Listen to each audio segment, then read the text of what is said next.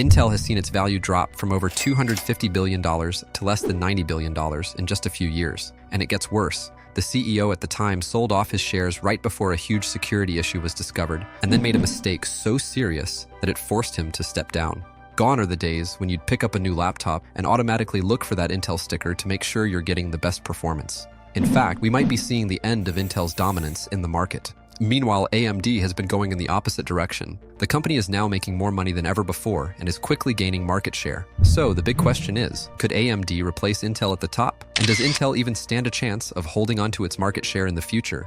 I'm Ariel from the Coin Compass, and in this video, I'm diving into the dramatic rise of AMD and the downfall of Intel. From the products they offer to the critical mistakes that cost Intel its dominance, I'll reveal how AMD not only surpassed its rival, but grew to more than double Intel's market value. Before we dive into Intel's mistakes, let's first look at how the company became the multi-billion-dollar empire it is today. Intel is an American company based in California. It designs, manufactures, and sells computer components for both businesses and individual consumers. Believe it or not, Intel has been around for over 50 years. Founded in 1968 by a chemist, a physicist, and an investor, the company initially focused on the semiconductor memory market. These semiconductors were tiny chips that helped store information in early computers. Basically, they acted as the memory that allowed devices to remember data, much like how your smartphone or laptop stores your photos or apps today. Intel had such an impressive effect on the economy, and it quickly became a driving force behind Silicon Valley's rise as a global tech hub. Just 3 years after its founding, the company went public with an IPO, and at the time, it was valued at around $8 million.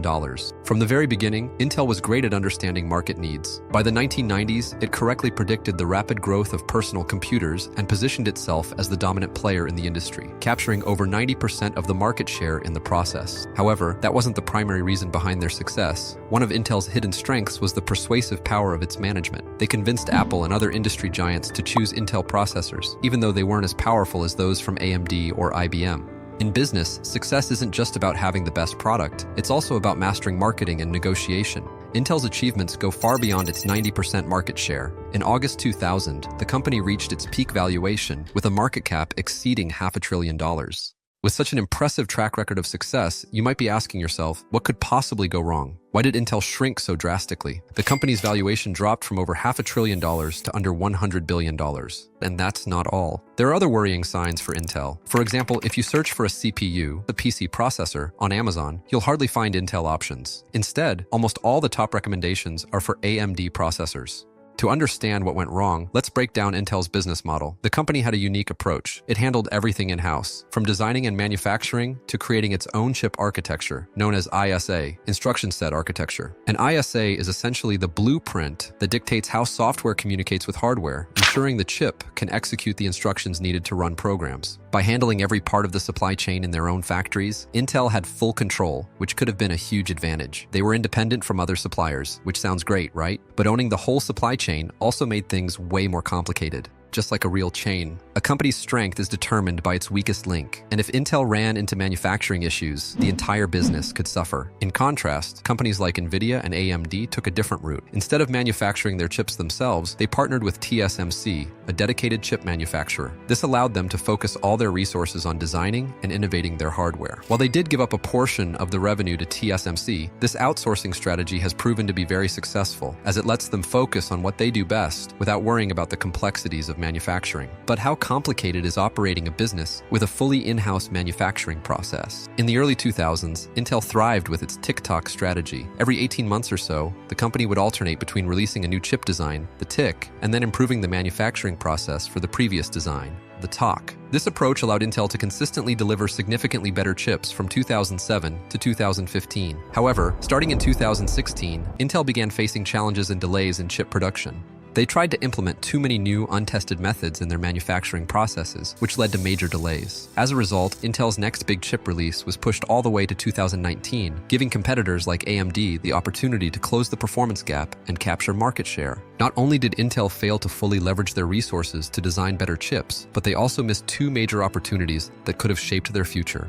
The first major miss for Intel was the mobile market. Instead of developing its own ISA, instruction set architecture, to power mobile applications, just as it had successfully done for PCs, Intel let other companies take charge in this booming sector. A company named ARM became one of the biggest winners. While ARM doesn't publicly share its earnings, its dominance in the mobile market indicates it's likely reaping significant profits. Meanwhile, Intel missed its chance to lead a rapidly growing industry. The second missed opportunity for Intel was in the world of GPUs, graphics processing units. GPUs are essential for tasks like video editing and computational-heavy processes, but their real surge in demand came with the rise of AI. GPUs are critical for training and running AI models, and with the explosion of AI, the need for high-performance GPUs skyrocketed. Intel did eventually develop its own graphics cards, but they were too late to the game and didn't invest enough resources to compete. As a result, their market share in this area is minimal, and their products are far behind the performance of competitors like NVIDIA. But what if I told you that Intel's failure to seize these opportunities wasn't just bad luck? What if these missed chances were the opening for another company to rise and disrupt the entire market? It's time to shine a light on the competitor that was once the underdog, but might just be ready to take over as the industry leader. I'm talking about AMD.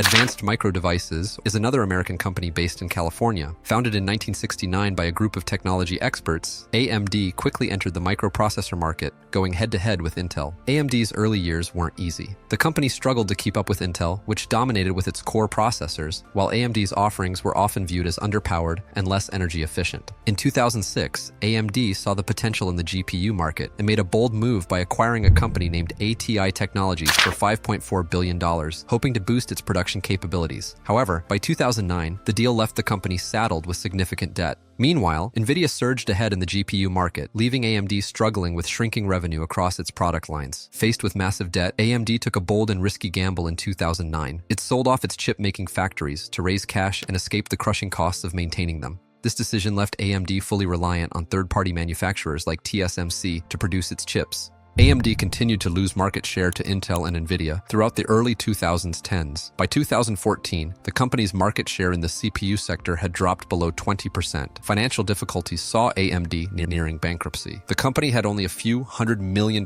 in cash on hand, an alarmingly small reserve for a semiconductor company facing massive R&D costs. For years, AMD struggled to keep up with its competitors like a runner always at the back of a race. Even when they tried harder, they couldn't catch up. But everything changed in 2014 when Lisa Su, an MIT graduate with 3 degrees in computer science and electrical engineering, became AMD's CEO. She started a big plan to turn the company around, helping it step out of the shadows of its rivals. Su focused AMD on what it does best, making high-performance CPUs and GPUs. She reorganized the company and shifted resources to these two main areas. Because of these risky changes and their collaboration with TSMC to make their chips, AMD started to move faster. In 2017, they introduced the Ryzen processors, which offered great performance, affordable prices, and strong appeal in the market. After years of operating in the shadows, AMD finally launched a product line strong enough to outshine its competition in many key areas. This led to a surge in AMD's market share, reaching nearly 11% of the CPU market, translating into billions of dollars in additional revenue. Today, the Ryzen series continues to dominate a significant portion of the market and remains a strong competitor to Intel. The timing was crucial. With Intel struggling to innovate and AMD undergoing a major restructuring, the landscape of the microprocessor market began to shift. In just a few short years, AMD made remarkable gains, steadily chipping away at Intel's market share. Their revenue exploded, skyrocketing from $4 billion in 2015 to a staggering $24 billion in 2024. Earlier, I mentioned the production delays and lack of innovation Intel has faced over the last decade. But here's the big question. How did Intel end up in this mess? What critical mistakes did the management make to bring the company to this point? Now, while the current management since 2021 has been working to turn things around, they weren't the ones who caused Intel's problems in the first place. I'll explain how they've been trying to fix it soon. But first, let's understand how Intel ended up in the situation they're in today. In my opinion, the CEO who led Intel into trouble was Paolo Tellini. He was in charge from 2005 until 2013. Just before he passed away, rest in peace. So what went wrong? Paul wasn't an engineer, he was a marketing guy. And while that might seem like a problem for a tech company, Paul had a rare skill, the ability to strike major deals. Under his leadership, Intel made big partnerships, including with Apple, who used Intel chips in their Mac computers for years. He had a gift for convincing people to work with Intel. But here's the issue. While he was great at making deals, Paul didn't pay enough attention to something crucial: innovation. And without the technical knowledge to really understand the complexities of creating new tech, Intel's progress started to fall behind. Paul served as Intel's CEO until 2013, when Brian Krzanich took over. Brian, an engineer at Intel since 1982, had the technical background needed to lead the company toward innovation. However, his time at the top was far from perfect. Krzanek made a series of critical mistakes, starting with his involvement in politics. He spent significant time focusing on things like employee diversification and even getting actively involved in policies, such as banning entry. While these issues are important, as CEO, your priority should be ensuring the company is on the right path toward growth and innovation. But wait, that's just the tip of the iceberg. The real issues were much worse. Brian exercised stock options and sold $24 million worth of Intel shares after the company discovered that its chips, sold over the past decade, had a serious and fundamental security flaw. Are you serious? Making quick cash and running away? A CEO's interests should be fully aligned with the company's long-term growth, not personal gain. But wait, it's getting even worse. In 2018, Krzanek was investigated after an employee reported that he had a consensual relationship with a subordinate. By June 2018, the investigation had reached a peak, and this scandal ultimately led to his resignation in 2021. After the scandal, Intel was left without a CEO and had to act fast. They chose Bob Swan, one of their own employees, to step in. However, Bob didn't want the role he was kind of forced into, and under his leadership, the company struggled. Intel kept releasing new versions of the same processors without making any real improvements. What was missing was a strong vision for innovation. Instead of pushing the company forward, Swan's leadership led to stagnation. This left Intel vulnerable to rising competitors like AMD, and by early 2021, the company was searching for a new direction. In February 2021, Intel's leadership took a dramatic turn. Bob Swan stepped aside, and Pat Gelsinger, a bold, visionary CEO, stepped in with a mission to save the company and bring it back to its best days. Pat, a seasoned engineer and business executive, wasted no time addressing Intel's biggest challenge, its slow pace of innovation. He came up with a bold plan to complete 5 major technological advancements in just 4 years, less than 10 months per node. To put that into perspective, even at its best, Intel needed 18 months for the same achievement. Gelsinger's gamble: speed would be the key to Intel's recovery. But that's not all. Pat saw massive potential in Intel's foundry business, a division that could revolutionize chip manufacturing. Instead of producing just Intel chips, he set his sights on taking on industry giants like TSMC and Samsung by producing chips for other companies. This move required jaw-dropping investments, over $50 billion in just 2 years. Intel funded this bold venture through a mix of revenue and substantial governmental support, including $8.5 billion in subsidies and $11 billion in loans. Pat didn't stop at growth. He also made tough decisions to cut costs, introducing layoffs to streamline Intel's operations and free up resources for innovation.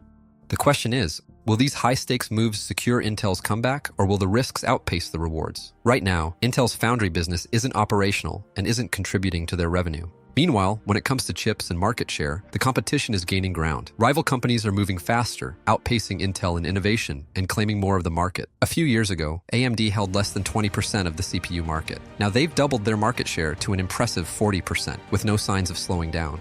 While GPUs once played a key role in AMD's revenue, the landscape has shifted. NVIDIA now dominates the GPU market, but AMD's business is still prospering thanks to their CPUs. While AMD is thriving, what does this mean for Intel? Can the tech giant overcome the challenges it faces today? In recent quarters, Intel has reported billions of dollars in losses, according to its financial reports. On top of that, the company's valuation has taken a massive hit. Their ambitious foundry business has drained significant capital, raising questions about whether it has the potential to save the company. Still, there's reason for optimism. Intel still holds a majority share of the CPU market, with annual revenues in the tens of billions, and their foundry business, while costly, could be a game changer. To put things in perspective, their key rival in the semiconductor manufacturing space has a valuation exceeding $1 trillion. If Intel can successfully enter this highly competitive market and establish itself as a leading chip manufacturer for other companies, its valuation could soar, potentially restoring the company's former glory. But Intel isn't the only tech giant facing tough times. Even Google, one of the most dominant players in the industry, might be encountering serious challenges. Want to know how this iconic company started and what obstacles lie ahead? Watch our video to uncover the full story.